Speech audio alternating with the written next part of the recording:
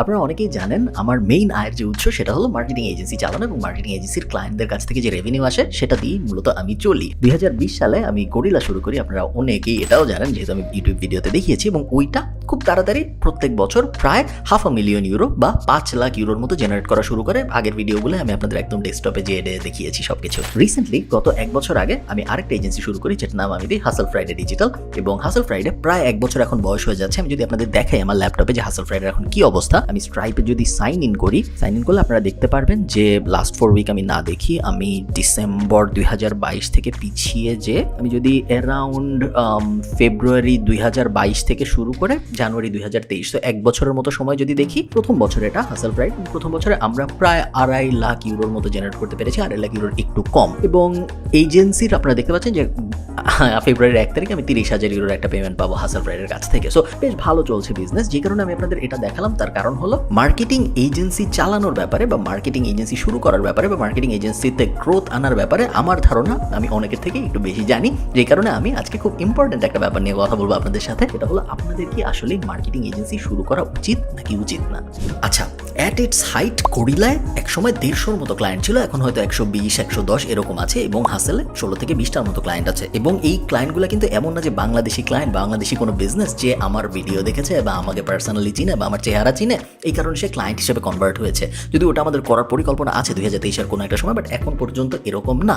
150 যে client, 2 agency মিলিয়ে সবই হয় ইউরোপিয়ান অথবা ব্রিটিশ, ইউকের অথবা নর্থ আমেরিকা এবং কানাডা, মেইনলি আমেরিকা। এই যে ইন্টারন্যাশনাল মার্কেটে এত কষ্ট করে একটা এজেন্সি চালানো, হ্যাঁ ইনকাম অনেক হচ্ছে, কারণ ইনকাম হচ্ছে ডলারে এবং ইউরোতে, এবং আমরা একটা হাই কম্পিটিটিভ দুনিয়ায় কাজকর্ম করতেছি। ডিজিটাল মার্কেটিং স্পেসটা খুব ক্রাউডেড একটা স্পেস। এইরকম একটা স্পেসে এরকম রেভিনিউ জেনারেট করা এত কম সময়ের মধ্যে খুব একটা চারটিখানি কথা না, এমন কারোর জন্য যে আসলে ওই দেশের না।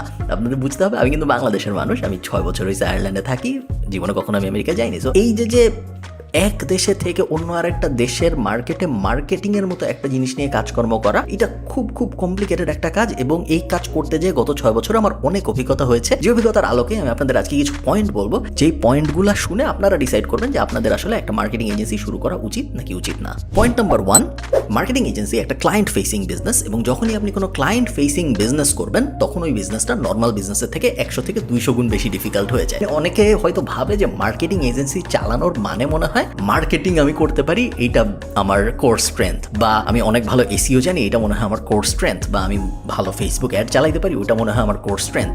আসলে ব্যাপারটা এরকম না। আপনার কোর স্ট্রেংথ একটা মার্কেটিং এজেন্সিতে হলো আপনার সেলস স্কিল। যে ভালো বেচতে পারে সেই মার্কেটিং এজেন্সির ওয়ার্ল্ডে সবচেয়ে ভালো কাজকর্ম করে, এবং যে ভালো আফটার সেল সার্ভিস দিতে পারে সে মার্কেটিং এজেন্সির দুনিয়ায় টিকে থাকতে পারে, কারণ প্রত্যেকটা ক্লায়েন্ট প্রত্যেক মাসে টাকা দেয়। এবং যদি আপনার আফটার সেল সার্ভিস ভালো না হয়, একবার বেচার পরে সে প্রত্যেক মাসে তো রিনিউ করতে হয় তার, এবং ওই রিনিউয়ালের জন্য আপনার এনাফ ভালো সার্ভিস দিতে হয় যাতে করে সে পরের মাসে আপনাকে টাকা দেয়। এটা একটা রিকারিং মডেলের বিজনেস, আমরা ইংলিশে বলি এমআরআর, মান্থলি রিকারিং রেভিনিউ এর বিজনেস। সো এই কারণে সবসময় আপনার অন দ্য টোজে থাকতে, সবসময় একদম সতর্ক থাকতে হয় যে ক্লায়েন্টকে আমি প্রত্যেক মাসে হ্যাপি রাখতে পারতেছি নাকি। কারণ প্রত্যেক মাসের প্রথম সপ্তাহে কিন্তু আপনারা দেখবেন আমার খুব একটা খোঁজ খবর পাওয়া যায় না। আমি বাংলাদেশে থাকি, যেই দেশে থাকি পৃথিবীর, আমার খুব একটা খোঁজ পাওয়া যায় না, কারণ প্রত্যেক মাসের প্রথম সপ্তাহ হলো রিপোর্টিং উইক, গরিলার জন্য, হাসেলের জন্য। এবং যেহেতু রিপোর্টিং উইক, প্রত্যেক মাসের প্রথম সপ্তাহে আমরা প্রায় 150 ক্লায়েন্টকে রিপোর্ট পাঠাই। এই 150-র মধ্যে প্রায় 50% রিপোর্ট পাওয়ার পরে কল চায়, বলে যে আমি রিপোর্ট দেখে এই বুঝছি বা আমার এই প্রশ্ন আসছে, চলো আমরা একদিন একটা কলে বসি। কখনো লোকাল হলে সামনাসামনি হয় মিটিং, বেশিরভাগ সময় আসলে জুমে হয় বা গুগল মিটে হয়। এই যে ব্যাপারটা, এই জিনিসটা আমরা জানি, এবং এই জিনিসটা জানি দেখে পুরো মাসের প্রিপারেশন যাইতে থাকে এটার পিছনে, যেগুলো সামনের থেকে দেখা যায় না। সামনে থেকে দেখলে মনে হয় মার্কেটিং ক্যাম্পেইন চলতেছে, সোশ্যাল মিডিয়ায় আমি দেখতেছি, বা গুগলে আমি দেখছি, বা ইউটিউবে আমি দেখতেছি প্রিরোল চলতেছে, বা ফেসবুকে অ্যাড চলতেছে। আসলে কিন্তু ব্যাকএন্ড খুব মেসি এবং একটা গোডাউন টাইপ অ্যাটমসফিয়ার থাকে, অ্যাটলিস্ট আমাদের এজেন্সি দুইটায় থাকে, যেখানে সবকিছু একদম হাসল টাইপ মোডে ম্যানেজ করা হতে থাকে যেন ক্লায়েন্টরা হ্যাপি থাকে। এবং সব কিছুর পরেও ক্লায়েন্টরা সবসময় হ্যাপি থাকে না। 5 থেকে 10% ক্লায়েন্ট অন অ্যান অ্যাভারেজ 6 মান্থের এলটিভির পরে, আমি অনেক বেশি টার্মস বলতেছি, 6 মাস অন অ্যাভারেজ ক্লায়েন্ট আমাদের সাথে থাকার পরে চলে যায়, যেটা আমরা সব এজেন্সিতেই হতে দেখি। আমাদের এজেন্সিও আলাদা না। এবং এই নতুন ক্লায়েন্ট পাওয়া, নতুন ক্লায়েন্টকে 6 মাস টিকায় রাখা, এই পুরো ব্যাপারটা করা যে কত কষ্টকর, ক্লায়েন্ট ফেসিং হওয়ার কারণে। আমি আরো অন্যান্য অনেক বিজনেস করেছি যেগুলো ক্লায়েন্ট ফেসিং ছিল না। আমি ব্লগ বানাইছি যেখানে আমার জীবনে কোনোদিন কারোর সাথে কথা বলতে হয় নাই। আমি লিড জেন ওয়েবসাইটস বানাইছি যেখানে আমার জীবনে কারোর সাথে কোনোদিন কথা বলতে হয় নাই। আমি ই কমার্স বা এফ কমার্স বা ইভেন এফবিএ টাইপ বিজনেস যদি আপনি করেন, আপনার কখনো কারোর সাথে কথা বলতে হবে না, কোনো ক্লায়েন্টের ফোন ধরতে হবে না, কোনো ঝামেলায় যাইতে হবে না। এজেন্সি যখন আপনি চালাবেন তখন ব্যাপারটা পুরোই অন্যরকম। সেকেন্ড পয়েন্ট, এটা একটা বাংলাদেশ স্পেসিফিক প্রবলেম, এটা ইন্টারন্যাশনালি নাই এই প্রবলেমটা, সেটা হলো যদিও এজেন্সিটা এমআরআর বিজনেস, আমি একটু আগে আপনাদের বললাম প্রত্যেক মাসের একটা প্রেডিক্টেবল রেভিনিউ থাকে, যে মান্থলি রিকারিং রেভিনিউ। এই ক্লায়েন্ট যদি আমাকে জানুয়ারিতে টাকা দিয়ে থাকে, আমি যদি খুব বেশি খারাপ কাজ না করি ফেব্রুয়ারিতেও সে হয়তো আমাকে টাকা দিবে, কারণ ওর বিজনেস তো আর বন্ধ হয়ে যাচ্ছে না, এক মাসের ভিতরে ওর মার্কেটিং দরকার। এবং আমি যদি ভালো মার্কেটিং দিয়ে থাকি জানুয়ারিতে, তাহলে ফেব্রুয়ারিতেও আমাকে মার্কেটিং এর জন্য টাকা দিবে। এই জিনিসটা আমরা অটোমেটিক্যালি ক্লায়েন্টদের কাছ থেকে কাটতে পারি। আমি যদি আপনাদের স্ট্রাইপে যে দেখাইতে পারতাম, আমি দেখাবো না কারণ কনফিডেন্সিয়াল হয়ে যাবে ইনফরমেশনটা। বাট আমরা ক্লায়েন্টদের ধরেন একটা ক্লায়েন্ট আমাদের সার্চ ইঞ্জিন অপটিমাইজেশন সার্ভিস নেওয়ার জন্য জানুয়ারির 17 তারিখে টাকা দিছে, ফেব্রুয়ারির 17 তারিখে তার ক্রেডিট বা ডেবিট কার্ড থেকে আমরা অটোমেটিক্যালি আবার টাকা কাটবো, মার্চের 17 তারিখে আবার কাটবো, এপ্রিলের 17 তারিখে আবার কাটবো। এই জিনিস চলতে থাকবে যতদিন পর্যন্ত উনি ক্যান্সেল করার জন্য রিকোয়েস্ট না করতেছে। বাংলাদেশের মার্কেটে এটা হয় না, বাংলাদেশের মার্কেটে অটোমেটিক্যালি টাকা কেটে নেওয়ার কোনো সিস্টেম নাই। বাংলাদেশের মার্কেটে যেটা হয় সেটা হলো আপনার এক মাস শেষ হয়ে যাবে, এরপর আপনি ওই ক্লায়েন্টকে ফোন দিবেন, প্রথমে একটা ইনভয়েস পাঠাবেন, তারপর ফোন দিয়ে বলবেন যে ভাই আমি ইনভয়েস পাঠাইছি, এই টাকাটা দিয়ে দিন আমাকে। উনি আপনাকে 2 সপ্তাহ থেকে 3 সপ্তাহ ঝুলাবে, ঝুলাইতে পরের মাসের বিলের সময় এসে যাবে, এবং পরের মাসের বিলের সময় যখন আসবে তখন উনি হয়তো আগেরটা পে করবে, তখন আবার বলবে যে মাত্রই তো আগেরটা দিলাম, আবার এখন একটা দিতে হবে। সো বাফার উইন্ডো বেড়ে যায় ওইখানে, এবং দেখা যায় যে ক্যারি এই যে ধরেন 90 দিন 120 দিন এরকম ক্যারি হতে থাকে, যেটা বাংলাদেশে যতগুলো এজেন্সি আছে সবার একটা বড় সমস্যা। আমি অনেক বড় বড় এজেন্সি চিনি বাংলাদেশে, প্রায় সব এজেন্সি চিনি আমরা, এবং প্রত্যেকে যারা বড় তারা 2 কোটি 3 কোটি টাকার বিল পেন্ডিং, যারা ছোট তাদের 10,000 20,000 30,000 টাকার বিল পেন্ডিং। ভয়াবহ একটা অবস্থা, কারণ যদিও রিকারিং বিজনেস বাট বাংলাদেশে ওইটা ম্যানুয়ালি। 3 নম্বর পয়েন্ট, যে পয়েন্টটা নিয়ে আমি খুব বেশি স্ট্রাগল করি, সেটা হলো যখন আপনি একটা এজেন্সি চালাবেন আপনার মেইন যে স্কিল দরকার সেটা হলো পিপল ম্যানেজমেন্ট স্কিল, মানুষকে ম্যানেজ করতে পারার স্কিল, মানুষকে দিয়ে কাজ করায় নিতে পারার স্কিল, আমি কি ধরনের কাজ চাচ্ছি এটা মানুষকে বোঝাতে পারার স্কিল, এবং সে আসলে কিরকম ফিল করতেছে ওই কাজ করতে, যে তাকে আমার ঠিক কিভাবে মোটিভেশন দিতে হবে এবং তার কাছ থেকে কিভাবে ওই কাজটা বাইর করে নিয়ে আসতে হবে ওটা বুঝতে পারার স্কিল। প্রত্যেকটা স্কিলে আমার বেশ খারাপ, এবং এর উপরে যখন আপনি রিমোট ব্যাপারটা বসাবেন, যে এই জিনিস আমি সামনাসামনি করতে পারতেছি না, একজন এক দেশে বসে আছে, আমাদের বেশিরভাগ ওয়ার্কফোর্স যেরকম বাংলাদেশে খুব অল্প সংখ্যকই আছে আয়ারল্যান্ডে, এবং কিছু সংখ্যক আছে বাকি ইউরোপে এবং ইউকেতে। এই ব্যাপারটা যখন হয় তখন এই পিপল স্কিল দেখানোর সুযোগ অনেক কমে যায়, এবং আমার যেহেতু মানুষের সাথে কথা বলতে খুব একটা ভালোও লাগে না, তো আমি এই জিনিসটা খুব খারাপ। এটা আমি এই জন্যই আপনাদের বলতেছি, কারণ এর কারণে আমার অনেক লস হয়। সেম জিনিস ক্লায়েন্টের ক্ষেত্রেও হয়, ক্লায়েন্টের সাথে যখন কমিউনিকেট করি তখন পিপল স্কিল খারাপ হলে ক্লায়েন্ট কনভার্ট হয় না, বা ক্লায়েন্ট একটা ব্যাড ভাইব পেয়ে তার মাথার সাবকনশিয়াসে একটা থেকে যায়, এবং ইভেনচুয়ালি সে দেখা যায় ক্যান্সেল করে ফেলতেছে আমাদের সার্ভিস। বাট মেইন প্রবলেমটা হয় মানুষ ম্যানেজ করতে চায়। আমরা যে কি পরিমাণ মানুষ হায়ার করি এবং ফায়ার করি এটা পাবলিকলি বললে মানুষ ভয় পাবে যে এত কিভাবে চার্ন হয়। আমাদের একটা ফরচুনেট ব্যাপার হলো আমাদের একটা কোর্স আছে, আপনারা জানেন khalidfarhan.com, যেখান থেকে আমরা অনেক কোয়ালিটি স্টুডেন্ট পাই, এবং 2023 সালে আমি অলরেডি 6 জন হায়ার করেছি আমাদের স্টুডেন্টস, এবং তাদেরকে আমরা বিভিন্ন ধরনের কাজ দিচ্ছি, একদম সাইটেশন ম্যানেজার লেভেল থেকে শুরু করে ফেসবুক অ্যাড এক্সপার্ট পর্যন্ত বিভিন্ন রোলের জন্য আমরা হায়ার করছি। বেশিরভাগ এজেন্সির এই লাক্সারিটা নাই যে তাদের রেডি লেবার মার্কেটে মানুষজন আছে যারা তাদের কোর্স করতেছে এবং তাদের থেকে আপনারা নিচ্ছেন, এরকম সুবিধা কিন্তু বেশিরভাগ এজেন্সি পায় না, আমরা পাই। আমাদের এই প্রবলেমটা একটু কম, তারপরেও এত স্ট্রাগল করতে হয়। আপনি যখন আপনার এজেন্সি শুরু করবেন, আপনি যখন মার্কেটে যাবেন, আপনি যখন বিডি জবসে যাবেন বা লিঙ্কডিনে যাবেন বা ফেসবুকে যাবেন, যে আপনি যখন একটা জবের জন্য মানুষ খুঁজতে যাবেন, আপনার স্ট্রাগল শুরু হবে। মানুষ যখন আপনার সাথে জয়েন করা শুরু করে কাজ শুরু করবে, ডাবল স্ট্রাগল শুরু হবে। তার কাজ যখন আপনার ভালো লাগবে না, আপনি যখন তাকে কিছু বোঝাইতে যাবেন, ট্রিপল স্ট্রাগল শুরু হবে। স্ট্রাগল চলতেই থাকবে যতদিন পর্যন্ত সে আপনার সাথে কাজ করতেছে। 4 নম্বর পয়েন্ট, এই পয়েন্টটা আমি ফার্স্টে একবার বলেছিলাম, সেটা হলো মার্কেটিং এজেন্সি যখন আপনি চালাবেন আপনার মেইন স্ট্রেংথ হলো সেলস স্কিল। এটাই আপনার মেইন স্ট্রেংথ। আপনার মেইন স্ট্রেংথ এসইও আপনি কত ভালো পারেন এটা না, ফেসবুক অ্যাড আপনি কত ভালো পারেন এটা না, আপনি যেই দুনিয়ার সার্ভিস দেন ওই সার্ভিস আপনি কত ভালো পারেন এটা না, আপনার মেইন স্কিল হলো আপনি কত ভালো বিক্রি করতে পারেন। সেলস স্কিল দুনিয়ার সবচেয়ে টাফ স্কিলগুলোর একটা, এবং এই কারণে সেলস স্কিল ড্রিভেন বিজনেস যেগুলা পুশ সেল নির্ভর বিজনেস, ধরেন ইন্স্যুরেন্স বলেন বা অনেক ক্ষেত্রে যেই সব বিজনেসে মূলত ইনবাউন্ড লিড খুব কম আসে, আমার নিজের যা বলে বেচতে হয়, এইরকম বিজনেস যেগুলো ওগুলা দেখবেন আপনি খুব কম ফরচুন 500 বা ইঙ্ক 5000 আসে, কারণ এইসব বিজনেস গ্রো করা খুব কষ্টকর কাজ। সেলস একটা খুবই ইম্পর্টেন্ট স্কিল, সেলস খুবই কঠিন স্কিল। বেশিরভাগ মানুষ কথা বলতে পারে, বেশিরভাগ মানুষ অনেক কথা বলে, বেশিরভাগ মানুষ বেচতে পারে না। বেচতে পারা, শিখতে পারা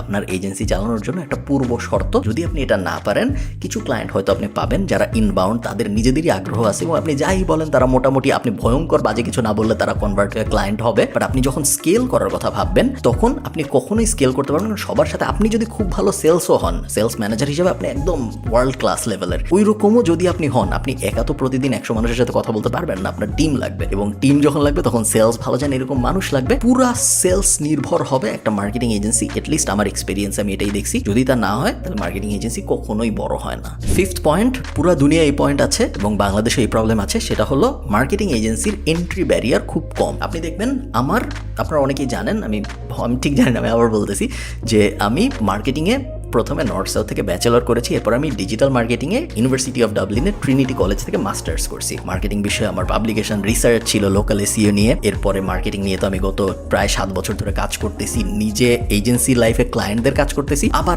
আমি যে মার্কেটিং পারি এগুলো আপনি আমার ইউটিউবের নাম্বার, আমার ফেসবুকের নাম্বার এগুলো দেখলেও বুঝতে পারেন যে শুধু যে ক্লায়েন্টের কাজ করে তা না, নিজের। সো এই পুরা যে একটা এক্সপেরিয়েন্সের দুনিয়া আমি বানিয়েছি গত 7 বছরে বা 8 বছর ধরে। তার আগে আমি ফ্রিল্যান্সিংও করছি অনেকদিন। সো ওগুলো প্রোফাইলগুলো সব আছে, ওগুলো চাইলে আপনি দেখতে পারেন। পয়েন্ট এটা না, পয়েন্ট হলো কালকে একজন ঢাকার কোনো একটা কোনায় বসে একটা লম্বা স্ট্যাটাস দিতে পারে মার্কেটিংয়ের 10টা জিনিস লেখে কোনো একটা ব্লগ পড়ে বা কোনো একটা বই পড়ে, এবং সাধারণ একটা মানুষ মনে করবে যে আমিও যা, ওই ছেলেও তাই, কারণ ওই ছেলে একটা লম্বা স্ট্যাটাস দিছে এবং ওই ছেলেও তার মানে মার্কেটিং জানে, আমিও তার মানে মার্কেটিং জানি। এইটা দেখলে আমার যে কি অদ্ভুত লাগে যে একজন মনে করেন জীবনে কোনোদিন কোনো কোম্পানির মার্কেটিংয়ে কাজ করেন নাই, একজন জীবনে কোনোদিন কোনো বিজনেসে বিজনেস দাঁড় করায় নাই, উদ্যোক্তা টাইপ সে না, সে চাকরি করছে হয়তো, এবং চাকরিও করছে হয়তো কোডার হিসেবে, চাকরি করছে হয়তো ডেভেলপার হিসেবে, চাকরি করছে হয়তো গ্রাফিক ডিজাইনার হিসেবে। সে একটা মার্কেটিং বিষয়ে স্ট্যাটাস দিল বা সে আরেকজনের মার্কেটিং কেমন এটা নিয়ে একটা অ্যানালাইসিস টাইপ বানাইলো, তার পরের দিন থেকে তার কাছে সবাই মার্কেটিং এর কথা শুনতে যায়। যে পয়েন্টটা আমি মেক করার চেষ্টা করতেছি সেটা হলো এই ইন্ডাস্ট্রিতে এন্ট্রি ব্যারিয়ার বলে কিছু নাই। যে কেউ চাইলেই একটা ফার্মেসি খুলে বসতে পারে না, যে কেউ চাইলেই ডাক্তার হয়ে যেতে পারে না, কারণ ডাক্তার হইতে হলে আপনার ডিগ্রি লাগে, সার্টিফিকেশন লাগে, সরকারের থেকে পারমিশন লাগে, তারপরে যায় আপনি একটা চেম্বার খুলে বসতে পারেন বা কোনো একটা হসপিটালে আপনি চাকরি নিতে পারেন। মার্কেটিং এরকম না, আপনি ফেসবুক অ্যাড চালাতে চান, আপনার কি ডিজিটাল মার্কেটিং এর ডিগ্রি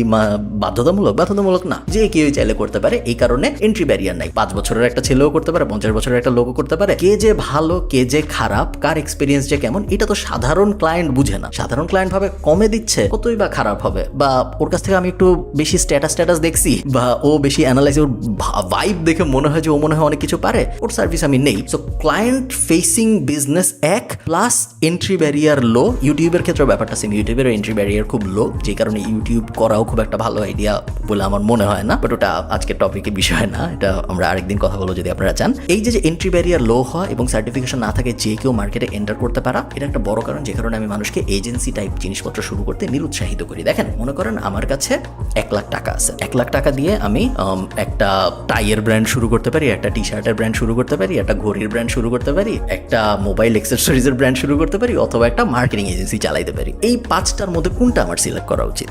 আমি বলবো মার্কেটিং এজেন্সি বাদে বাকি 4টা সিলেক্ট করা উচিত, কারণ প্রত্যেকটায় একটু হইলেও এন্ট্রি ব্যারিয়ার আছে। চাইলেই যে কেউ একটা টি শার্টের বিজনেস শুরু করতে পারে না, তার 10 জায়গায় যাইতে হবে, 15 জায়গা থেকে টি শার্ট আনতে হবে, ভালোভাবে একটা সার্ভিস দেওয়ার জন্য ডেলিভারি, লজিস্টিক, অনেক কিছু তার মেইনটেইন করতে হবে, যেগুলা একদিনের মধ্যেই রেপ্লিকেট করা সম্ভব না নতুন কারো পক্ষে। সেম বাকি বিজনেসগুলোর ক্ষেত্রে, যেগুলাই একটু বেশি স্টেপ, যেগুলো আপনার ঘরের থেকে একটু বাইরে হতে হচ্ছে, যেগুলো আপনার একটু দূরে টুরে যাইতে হচ্ছে, বা একটু লজিস্টিক মেইনটেইন করতে হচ্ছে, 3 জনের সাথে কথা বলতে হচ্ছে, ওই বিজনেসগুলো রেপ্লিকেট করা একটু কষ্টকর। দিন শেষে সবই রেপ্লিকেট করা সম্ভব, ওগুলো একটু কষ্টকর। মার্কেটিং এজেন্সির ক্ষেত্রে কিছুই করতে হচ্ছে না। আমি একটা ওয়েবসাইট খুললাম, আমি একটা ফেসবুক পেজ খুললাম, পরের দিন থেকে আমি আমার লিঙ্কডিনের বায়োটা চেঞ্জ করে বললাম যে head of digital marketing, expert at digital marketing, অমুক।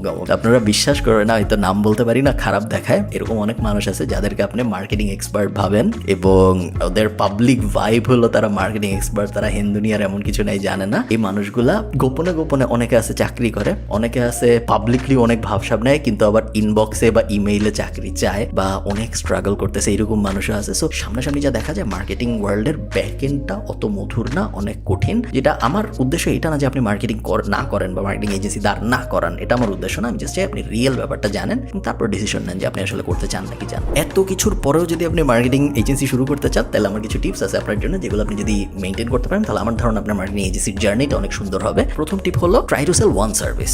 একবারে অনেক কিছু করার দরকার নেই। আপনি ওয়েবসাইটও বানায় দেন, আপনি অ্যাপও বানায় দেন, আপনি ফেসবুক অ্যাডও দেন, আপনি আবার অর্গানিকও দেন, আবার আপনি এসইও করেন, এরকম না। জাস্ট একটা সার্ভিস নেন। আমি শুধু অ্যাপই বানাই, বা আমি শুধু অ্যান্ড্রয়েড এবং আইওএস এর জন্য ফ্ল্যাটার দিয়ে অ্যাপ বানাই, অন্য কিছু দিয়ে বানাই না। কোনো একটা নিশ ভেবে ওই নিশের ভিতরে সাব নিশ বের করে সেগমেন্ট করে শুধু একটা জিনিসের ভিতরে এক্সপার্ট হওয়ার যদি আপনি চেষ্টা করেন, সেই ক্ষেত্রে আপনার ক্লায়েন্ট পাওয়াও তুলনামূলকভাবে সহজ হয়, ইনফরমেশন ক্রিয়েট করাও তুলনামূলকভাবে সহজ হয়, ক্লাটার এবং কম্পিটিশন একটু কমে যায়, কারণ সবাই তো আসলে সব করে। একটা বিষয়ে এক্সপার্ট মানুষ পাওয়া খুব কম, কষ্টসাধ্য, এবং বাংলাদেশের মার্কেটে আরো বেশি কষ্টসাধ্য। যদি আপনি এটা করতে পারেন, তাহলে আমার ধারণা আপনার ডিফারেন্সিয়েশন ক্রিয়েট করাটা অনেক সহজ হবে। হবে। 2 নম্বর পয়েন্ট হলো create proof of work for your own brand. আপনি যদি আমাকে এসে বলেন যে ভাই আমি তো আপনার ইউটিউবের ভিডিও টিডিও এডিট করে ফাটায় ফেলতে পারবো, আমি ইউটিউবের বিষয়ে অনেক কিছু জানি, কি ধরনের থাম্বনেল কাজ করে, কি ধরনের ভিডিও দিলে কাজ হবে, কি ধরনের ডেসক্রিপশন লিখলে ভিডিও র্যাঙ্ক করবে, এগুলো সবকিছু আমি খুব ভালো জানি, আপনার উচিত আমাকে হায়ার করা। ফার্স্ট যে প্রশ্ন আমি আপনাকে জিজ্ঞেস করবো সেটা হলো ভাই আপনার ইউটিউব চ্যানেলটা আমাকে দেখান, আমি দেখি আগে আপনি কি করছেন, তারপরে না আমি বুঝবো যে আমার আপনাকে হায়ার করা উচিত নাকি। আপনি আমাকে প্রুফ দেখান, কাজে কথা না, প্রুফ দেখান। আপনার যেটা করতে হবে, আপনি যদি মার্কেটিং এজেন্সি শুরু করতে চান, you have to create proof of your work. আপনি যে আসলেই যেটা বেচতেছেন ওইটা পারেন, এটার প্রমাণ ডিজিটালি দুনিয়ায় পোর্টফোলিও দিয়ে দেখানো সম্ভব, কথা দিয়ে না। So proof of work create করতে পারাটা খুব বেশি জরুরি। Third, B2B relation. B2B relation is the কি, বিকজ এটা একটা B2B বিজনেস, B2C বিজনেস না। আপনি একটা ডিজিটাল মার্কেটিং এজেন্সি টাইপ যদি বানাইতে চান, কখনোই এমন হবে না যে আপনি পুরো দুনিয়াকে ফেসবুক অ্যাড দেখাচ্ছেন এবং তারপরে ওই পুরো দুনিয়ার ফেসবুক অ্যাড থেকে কনভার্ট হয়ে বাংলাদেশের মার্কেটে এটা খুব কষ্টসাধ্য একটা কাজ হবে। এত ফাউল লিড আসবে, প্লাস এত ব্যাড কোয়ালিটি লিড আসবে, প্লাস এত র্যান্ডম কোয়েরি আসবে যে আপনার বাজেটের 50 থেকে 60% আসলে ওয়েস্ট হবে। B2B রিলেশন ম্যানেজ করার অনেক ইউনিক উপায় আছে, সব আমি এখন এখানে বলতে চাইও না, বাট আছে। জাস্ট একটু ভাববেন যে আমি কিভাবে অন্য বিজনেসের কাছে খুব সহজে পৌঁছায় যেতে পারি without using the traditional mediums. Traditional medium বলতে ফেসবুক অ্যাডটা সব সহ। আপনি চিন্তা করেন, মনে করেন আমি একটা ডিজিটাল মার্কেটিং এজেন্সি শুরু করতেছি, যদি আমি ভাবতেছিলাম বলবো না একদম নিটি গ্রিটি ব্যাপারগুলো, বাট আমি আপনাদের একটু বলি। মনে করেন আমি একটা ডিজিটাল মার্কেটিং এজেন্সি শুরু করতেছি, আমার ক্লায়েন্ট দরকার। ক্লায়েন্ট পাওয়ার দুইটা উপায় আছে। ধরেন কথার কথা, আমি ফেসবুক অ্যাড চালাইতে পারি ক্লায়েন্ট পাওয়ার জন্য, যে আমি ডিজিটাল মার্কেটিং লাগলে আমার সাথে যোগাযোগ করেন হ্যান, অথবা আমার 1 লাখ টাকাই বাজেট, ফেসবুক অ্যাড চালাই বা মার্কেটিং এর জন্য আমি 1 লাখ টাকার বেশি বাজেট খরচ করবো না এক্ষেত্রে। সো আমি ফেসবুক অ্যাড চালাতে পারি 1 লাখ টাকার, আমি কি ক্লায়েন্ট পাবো? পাইতেও পারি, নাও পাইতে পারি, ডিপেন্ড করে। আমি আরেকটা কাজ করতে পারি, আমি একটা ডেলিভারি কোম্পানির কাছে যাইতে পারি, ছোটখাটো একটা, কারণ রেডেক্স পাঠাও আমার সাথে কাজ করবে না, আমি অনেক ছোট। একটা ছোটখাটো ডেলিভারি কোম্পানির কাছে যে আমি বলতে পারি যে ভাই এই হলো 1 লাখ টাকা, আমি তোমাকে 1 লাখ টাকা আপফ্রন্ট দিয়ে দিচ্ছি, এটা তোমার, প্লাস তোমার ক্লায়েন্টদের সাথে আমি কথা বলবো, প্রত্যেকটা ক্লায়েন্টকে যদি আমি কনভার্ট করতে পারি তাহলে ওটার থেকে 10% করে আমি তোমাকে দিব প্রত্যেক মাসে। ইউনিক ওয়েতে B2B রিলেশন কিভাবে জেনারেট করা যায় এটা একটু চিন্তা করেন।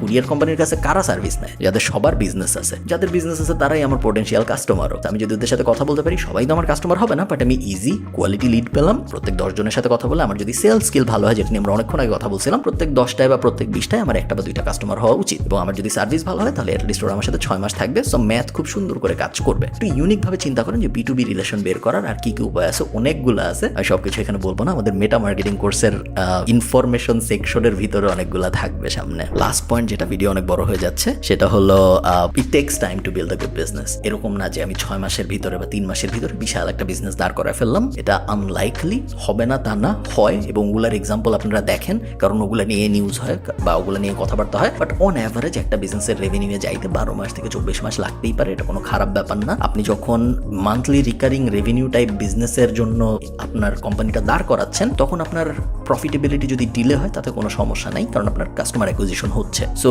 এটলিস্ট যাই আপনি করবেন, যেই বিজনেসে আপনি করেন, এটা আসলে ডিজিটাল মার্কেটিং স্পেসিফিক সাজেশন না, ইন জেনারেল বলতেছি, যেই বিজনেসই আপনি করেন, যদি আপনি মিনিমাম ওইটাকে 24 মাস বা 12 মাস না দেন, সেই ক্ষেত্রে আসলেই ওই বিজনেস ভালো করতো নাকি করতো না, এটার ব্যাপারে কোনো কনক্লুসিভ ডিসিশনে আমরা আসতে পারবো না। হয়তো ভালো করতো, হয়তো ভালো করতো না। 12 মাস বা 24 মাস সময় না দিলে আসলে নিশ্চিত হয়ে বলা যাবে না। So be patient. এবং বি পেশেন্ট মানে এটা না যে আমি কিছু করবো না, বসে থাকবো, আমি অনেক কাজ করব এবং তারপরেও আমি পেশেন্ট হব, কারণ ভালো জিনিসের দাঁড়াইতে একটু সময় লাগে। ভালো থাকেন সবাই। আমি প্রত্যেকটা ভিডিওতে বলি না, বাট আজকে বলতেছি, আপনি যদি এই পর্যন্ত ভিডিওটা দেখে থাকেন এবং আপনি যদি এই চ্যানেলে সাবস্ক্রাইব করে না থাকেন, নিচে সাবস্ক্রিপশনের একটা লাল রঙের বাটন থাকে, ইউটিউবে, ফেসবুকে তো ফলো টাইপ কিছু একটা থাকে মনে হয়, চেষ্টা করবেন ক্লিক করার। যদি এরকম ভিডিও ভালো লাগে এবং নিচে একটা কমেন্ট লিখবেন। আপনাদের সাথে আমার দেখা হবে পরের সপ্তাহে। টাটা।